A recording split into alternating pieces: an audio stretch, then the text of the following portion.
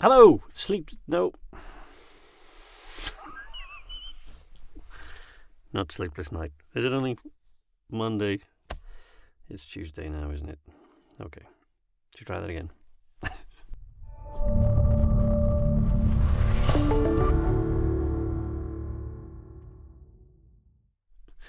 Hello there. My name's James. My professional handle is not Sleepless Night. It's The Speaking Man. I do still have a blog and I have a YouTube channel under the handle of Sleepless Night because that's been my online persona for many, many years. But that's my silly side that has nothing to do with my profession. Let's call that my weekend persona. My professional handle is The Speaking Man. So you can call me... No, don't... Why would you call me that? Don't call me that. No. James is fine. Anyway, that's my professional handle, The Speaking Man. And my profession is, as you can probably tell by the conspicuous nature of my surroundings, is voiceover artist. I've been a full-time professional voiceover artist based here in the UK for about 3 years now.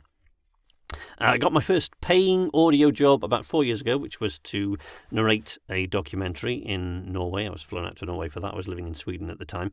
And then I started working for a Swedish audiobook company, who I still do some work for now. And then when I moved back here to the UK in 2015, I started up on my own. And now I'm going to make a couple of videos. How many videos I make depends entirely upon you, really, the viewer. It depends on how successful these things are. But there are two main reasons why I'm making them.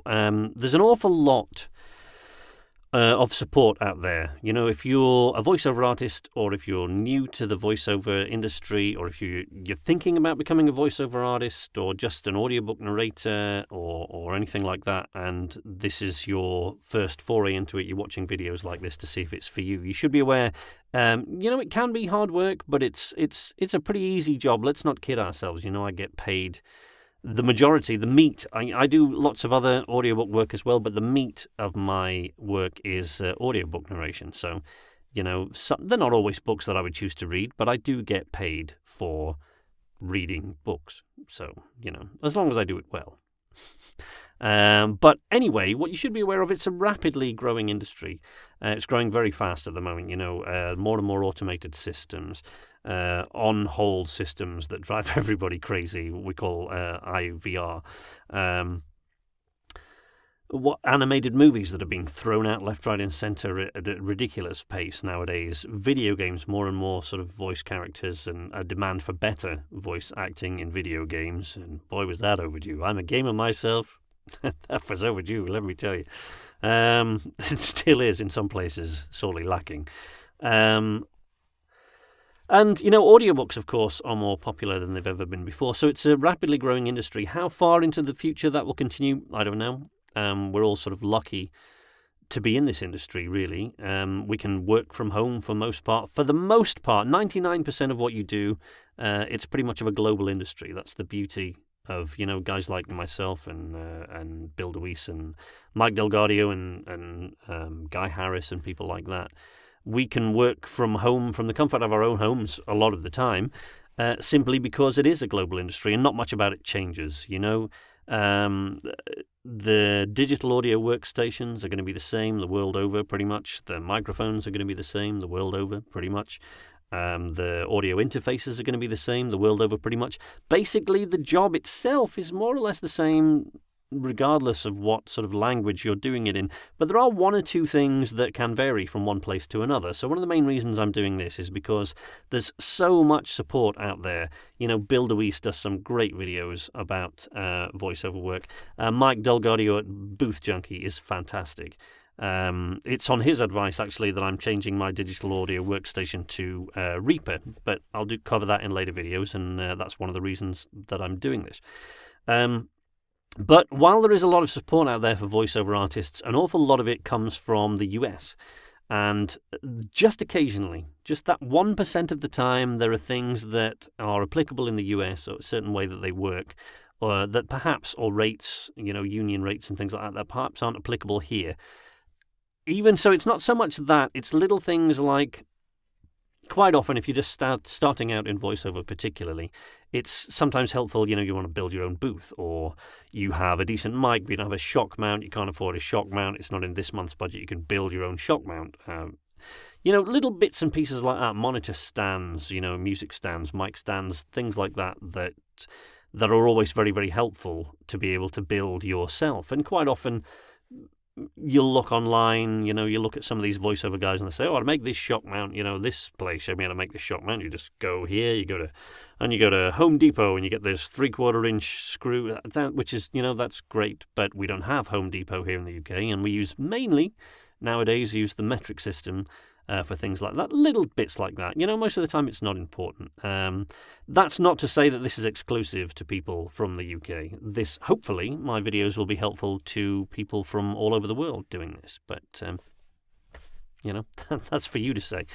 The other main reason that I'm doing this is I'm making some changes to the way I've done things for the last 3-4 years. I've had the same preamp. I've had the Scarlett Focusrite 2i, the Focusrite Scarlett 2i2. I've had the same mic. I've had the same digital audio workstation. I've used Audacity, which I'm sure many of you have. But I'm changing my DAW to Reaper, and I've ordered a preprocessor, DBX286S, so I can put a bunch of processors in my signal chain and change a couple of things. But I'll explain that more when the thing arrives. I'll do a video of unboxing. We'll see what's in it and stuff like that. But all I'm going to do today, now that I've rambled on long enough, is that I'm going to go outside and show you my setup. So I've got about somewhere between a 15-20 minute video, something like that, showing you the setup that I've got outside. I was just about to do this. Let's go outside and take a look. The problem with that is that, of course, I did that video earlier on in the day because I made a mess of this one several times. But I have just been watching that video through just to make sure I haven't missed any really important bits of information. I don't think I have. But if you're susceptible to motion sickness, which I am a lot, if I can get through it, you can get through it. But I'm very susceptible to motion sickness. If you're susceptible to motion sickness, my camera work in one or two places on this video is a little bit jumpy because I'm just holding a mobile phone. Don't full screen it. You'll be fine, but don't full screen the thing if you've got a big screen and you're susceptible to motion sickness. I can only apologise in advance. I'll throw in some still images. So I'm not going out to record this now. So you know what? I'm not going to pretend that I am. I did this earlier on in the day, and it's been a really long day today. But I'll finish off, and I'll come back in here. I won't come back in here. I'm going to sit right where I am. I'm not going to lie to you. Let's start out on that footing. I'm not going to lie to you. I'm going to stay right where I am and record the end bit of this video as though I'd just been outside and looked around. But I haven't. It's a lie. Now, here is my audio interface, which I'm sure you've seen one of these before. Focusrite Scarlett 2i2. I put a little sticker on here so that I can tell where my volume is. One of the things I find about my mic, the NT1 and the 2i2 combination, is the signal is not all that strong, so the gain's always punched up really, really high. Consequently, I have what I consider to be a relatively high noise floor. It still falls within most people's guidelines. It still falls within ACX guidelines, which is, I think, minus 60 dB noise floor or something like that. It still falls well within those guidelines, but I still can hear it, and it bothers me. And I would like, to do away with some of that. So it's one of the reasons for the new equipment that I've got coming, but I'll talk about all that at the time. The other thing I found about this is that once we're up at the level that I need to be to get a decent sort of level out of it, the slightest, like hair's breadth, fingernail level tweak that I make to this volume control knob, I mean, it's really difficult to balance. Makes the difference between clipping and the volume being too low. It's, it's a big problem, I find. But there you go, that's my audio interface. I have here my monitors, Sony MDR7506 monitors, studio monitors. These are absolutely fantastic headphones. They're brilliant. I use them out here for editing. And obviously, for that you need monitors. You need a neutral set of headphones. These are my desk monitors. which I've got over here. Not ideally positioned, but as you can see, it's all squeezed in. This desk, by the way, I bet the reason this desk looks so rubbishy and just crappy, really, and a bit naff, is because I built this desk very sort of haphazardly to squeeze into this tiny little space. I built that desk out of the box that my audio booth was delivered in. So there you go, that's why it looks rubbish. It's because I made it. Ooh, let's pull this chair out. Now, here is actually one of the few things that I found that's a bit of a problem with my audio booth. Excuse my waste paper basket being in the shot there. This is the extraction system. This is the extractor fan. It used to be a bit further away from my audio booth. It's there out of necessity because I just don't have the room. You can see the pipe going away there. And even if I put it further away, I find that it's a little bit too noisy. But that's not even the problem. Inside my audio booth, I find that it just, when you're doing long form narration, when I'm in there for any length of time, which I am quite often, it gets insanely hot inside this box. And I find that extractor, even if I could have it on, which I can't because of the noise, it's just not very efficient, is the problem that I've found. So let's go on to the audio booth. Now, I did extensive research when I was looking for audio booths. I was on the internet for weeks, looking all the way around, trying to get the cheapest audio booth that I could get that would still function and do the job and got decent reviews. And I found one, and it was about £5,000. Now, although that was within the budget, I got a bit of a loan to get a startup, and that was within my budget. I don't recommend you do this, by the way, but this is the way I went with it.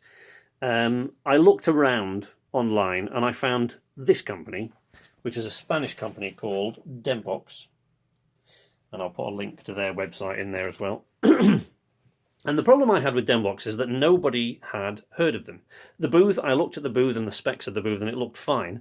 But I knew a couple of people that worked with music and audio and a few people within the industry, and I asked them if they'd ever heard of Dembox, and nobody had. Nobody knew about this new company. It was a fairly young company, but nobody had ever heard of them, which understandably made me a bit sceptical. However, a saving of thousands of pounds allays an awful lot of scepticism, and that's what it was. It was half the price of the next cheapest booth. I've now had this booth for 2.5 years, and it has been fantastic. I've never had any problems with it at all, apart from the extraction system. But, if you're fairly sort of tech savvy, or you know your way around your engineering specs and things like that, I'm sure you could sort out an extraction system that'll be a little bit more efficient than that. But that's the only problem that I have with it. If you're not going to be in the booth for very long anyway at a time, if you're only recording short form narration and stuff like that, it's just fairly straightforward, really. You don't need an extraction system really that's that amazing. Now, you don't need an audio booth at all. When I first came into this house, when we first moved here, I actually worked out of that tiny, thin little cupboard. I'm not going to spend too much time because it's a mess in there now, but that's a very small cupboard. Right, and as you can see there, it's, I had to climb up off the ground. It only starts about sort of 2 feet up. So it's a very, very small cupboard. That door, I don't know if you can actually tell, but that door is not very wide. This is a regular 30 centimetre ruler. And there you go, it's about, 45 centimetres. Well, it's not very wide. Anyway, terrible place to have to sit. If you don't believe me, I found a photograph yesterday, and I'll put that up. So you can see, I used to squeeze myself into this tiny, tiny booth, and I packed it out with acoustic foam that I bought on eBay, I think. And I packed it all in there, and it was functional for a while. It did the job. It did what I wanted it to do. So, you can make use of... When I first did an audition for the first audio job that I auditioned for, I just used duvet. I just used duvets that were just sort of hung around me, and I made myself a sort of little cubicle, hanging it from shower rails and things like that to sort of record inside with the microphone to stop sound reflection. So you can make an audio booth out of anything. It's just that I was in the fortunate position to be able to get an audio booth. If you are in a similar position, you could do a lot worse than Dembox. And it's a modular system, so I have it this way out of necessity, because this is the only place in the house that this will go. So I had to have the door here in order to get some sort of desk there, some sort of workstation. I had the window there because that's the only place it can face out where it's any point having a window, and it's near the actual window, so it lets a lot of light in. I had to have the power outlets there because I had to have the desk there, and, you know, that's fairly obvious. These things actually didn't come on it, by the way. You see these little cable covers that I've got? These didn't come with it. I made these. The box that this was packed in, which was made of this MDF, the box that it came packed in, you know, it had packing braces in to stop the stuff from moving around, and a lot of them they wrapped the same acoustic carpet around these long bits of wood. So I just peeled it off the stuff that I didn't need for the booth, the packing material. I peeled off the acoustic carpet. I bought some plastic channel from B&Q, and I just used a glue gun and glued it round, and I made these channels. There's no point, you know, it doesn't need to be like that. I mean, we're on the outside of the booth, it doesn't need to be like that, but I don't like loops of cable hanging around. You know, I've got a little girl. I don't like loops of cable hanging around. And for me as well, you know, I'm pretty clumsy myself. My father did once assert that my last word would be oops. This thing here, pay no attention to it whatsoever. I just added this as well. This doesn't come with it. It's got nothing to do with my voiceover work. It's just to hold something there for the little one. I just covered it in carpet just to make it softer and to prevent scratching. But yeah, these things, you know, it's simple enough to make them. No problems whatsoever. So let's go inside the booth. Whew. Right. Chair is the first thing you'll notice. Now, obviously, the advice is you really shouldn't record audio sitting down. Okay? And for most of the time, that holds true. But if you are recording a lot of long-form narration, like audiobooks, which is the bulk of my work, then, you know, you need to sit down. I'm an old fella, my knees won't take standing in one position for very long. And you need to be as comfortable as possible, but ordinarily you wouldn't do that. But, you know, we'll show you inside the rest of the booth, but for which we need to take this out. So we're going here. This little ring on the floor, by the way, that's not filth. That's not just because I'm scummy. I keep this very clean in here. That's a chalk mark. I've drawn around that on the carpet in chalk so that the chair always goes back in the same position, and I haven't got to mess around with the microphone adjusting the position and finding the right position again. If I have to take the chair out halfway through recording an audiobook, for example, and do another job, or I have to take it out for some other reason, then when I put it back in, it's always in the same place. The carpet, you know, it does move. It's only, you know, it's not tacked down, but this grippy stuff on the back of here is, when it's put on top of the acoustic carpet here, it's very grippy indeed. Believe me, that doesn't move a millimetre. Footstool that I've got there. It's because when I'm sat doing audiobook narration, I have my keyboard on my lap. So for the footstool to keep my knees up and keep my knees straight, so I can put the keyboard on this board. So I wrapped this in this rubber stuff that I bought on eBay, very loosely, and I have my keyboard on there. And it just stops it from sliding off. Ignore the tripod is obviously only there because I needed somewhere to put the camera so I can talk to you guys. Water, don't forget your water. I have a little clipboard in here to make notes, very handy when you're doing audiobooks. You can see that I've got Audacity on there, but, you know, whatever you use, whatever audio workstation you use, you know, whatever's your choice, whether it's Adobe Audition or, you know, Pro Tools, Reaper, whatever it is.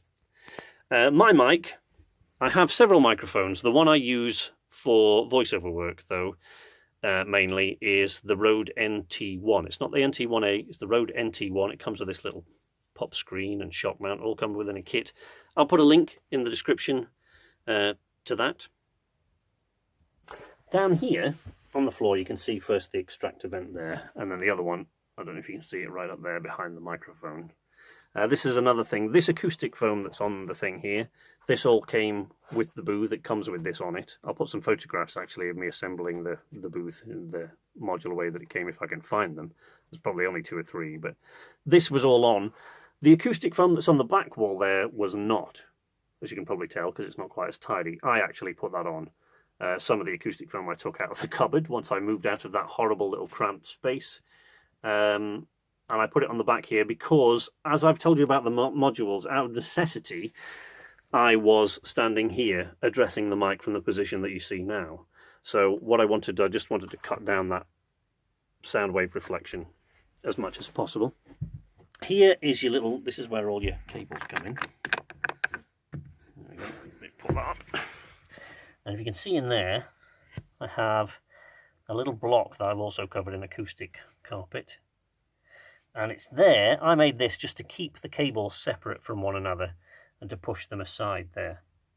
Now, there is a reason for that. As I'm sure most of you know by now, where you've got acoustic cable, let's say that this is my XLR cable. It isn't. I think it's the HDMI cable for the monitor. But if this was my XLR cable, what you don't want is power cables going across it at any point, if possible. If it's possible to avoid that. And you don't want them laying alongside it for any length of time either. So, yeah, you don't want that to happen wherever possible. So what I do is I tie all the cables back, make sure they're all in place. And my XLR cable actually runs behind that foam. And then you probably can't see it, but it's here, tucked right into the corner. And then it comes down here and goes along the wall, and I've got it tied behind these little black ties here so that it all goes in. And then the block there is just to keep them apart once they're actually in there. My monitor is the cheapest monitor I could get, really, that would do the job. I wanted a fairly decent sized monitor. Ideally, I shouldn't really have this in here. In an ideal situation, it'd be outside. You know, the fewer things that you have in your booth that take power, the better. So it should be outside, but I don't really have the option to do that. This, obviously, didn't come with the booth. I've attached this. I bought this one because it fastens this way. Now, the problem with buying this booth from this Spanish company is that it comes with European sockets. So if you look up here at the... Oops, turn the spotlights away so they don't blind the camera. These are adjustable, you see. But if you look up here, this is the lighting system that comes with this booth. And it comes, all you've got to do is screw it to the ceiling or wherever, and then wherever you want it, really. You can put it over the door, and then you have it running down here. I have it running down there anyway. And I just cut off the European things and then rewired them onto these, which I ordered online so that I could switch them individually. See? Lights, extractor fan. There, can you hear the difference in the noise there.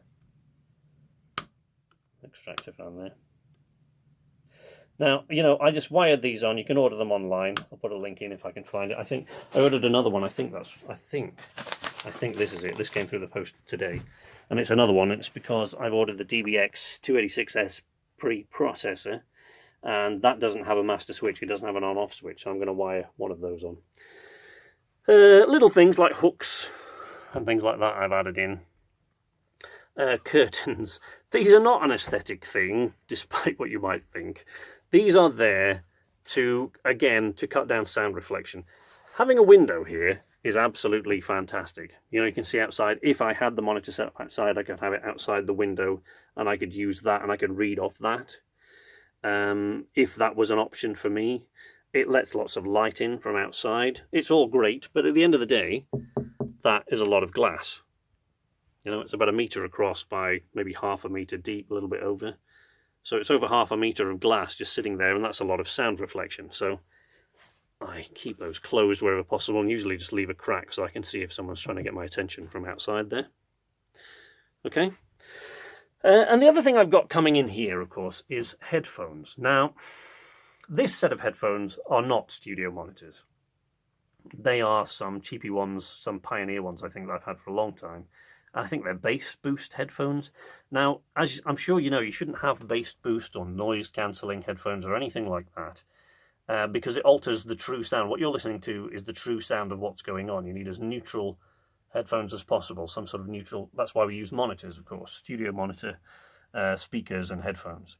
But I don't wear these while I'm recording. I will sometimes to set up to make sure there aren't any problems, I'm not getting any interference from anywhere or some sort of low frequency noise creeping in that I probably can't hear until the microphone's on. So I always listen for that sort of thing, but when you're doing long form narration particularly, it can be uncomfortable to wear them for hours. But that's not really the reason I don't. If you're in a studio somewhere, you know, I don't know, you're recording somewhere down in London or somewhere like that, and you've gone to someone else's studio, then obviously you need to use headphones, you need to hear the engineer. If you're doing a Skype session or an ISDN or Source Connect session, obviously you need to be able to hear the other people in the conversation.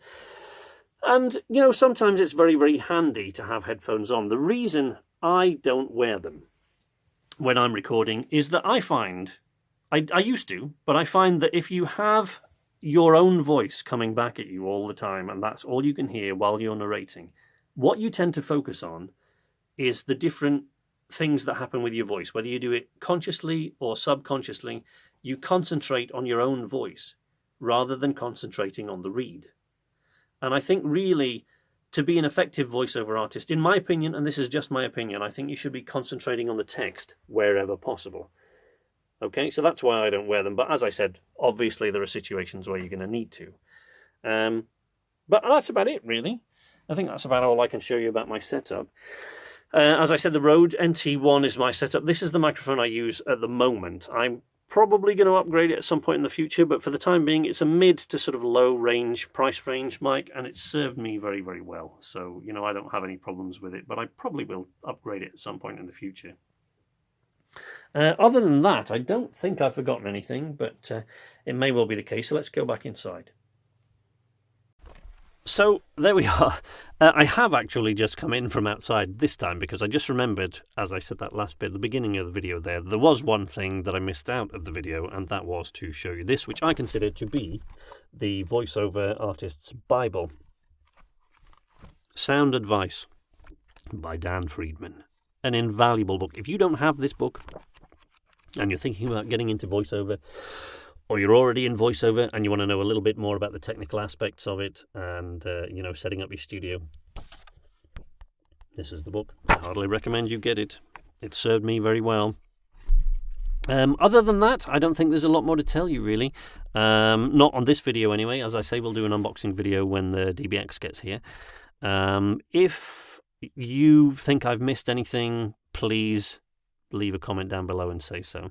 What's much more likely is that I've repeated myself a lot, as I do have a tendency to ramble. I apologise for that in advance, but you know what? Viewing figures...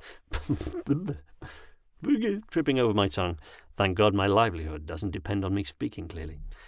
What was I talking about? Viewing figures speak volumes. If you don't like the fact that I ramble on, don't watch any more of my videos. Simple as that, really. I'm not in this to make money. That's why I do this. I don't make videos for it. I'm just trying to be helpful, really. But if you like the video, leave a like. Subscribe. It's always helpful. Let me know you want to make more videos. Leave a comment if you think I missed anything or there's anything you'd like me to cover. If I don't know, which is, to be honest, quite likely, I've blundered my way through the voiceover business for years. If I don't know the answer to it, I'm sure I can find someone who does know the answer to it, or I can find out the answer to it. If you want to follow me on Twitter, you can. I'll put a link to my Twitter account. If you want to follow me on Facebook, you can. I'll put a link to the Facebook page. I don't think anybody's followed that yet because I haven't publicized it at all. I made it a while ago, and I'll put this video on it. That'll be a thing. I'll put this video on it, and that'll be a thing. And there's a thing. Anyway, that's the end of that. You can also follow me on my Sleepless Night channels if you're really, really, really bored, but I would suggest that's time better spent working on your voiceover career. Anyway, it's late here. I'm going to leave you with it now. Go and record whatever you do. Go and do your Let's Play videos. I do those. I'll do another video, actually. That's a good idea, covering my Let's Play setup, because I don't do that in here. I do it outside with a different mic and setup. But whatever you do, you either do Let's Play videos, or you concentrate purely on audiobook narration, or you just make animated films and want to know how to better voice the characters and set up for that. Whatever it is that you do, just make sure you enjoy it. That's my number one rule, really, in voiceover as in life. If you're not enjoying it, what's the point, really? See you next time.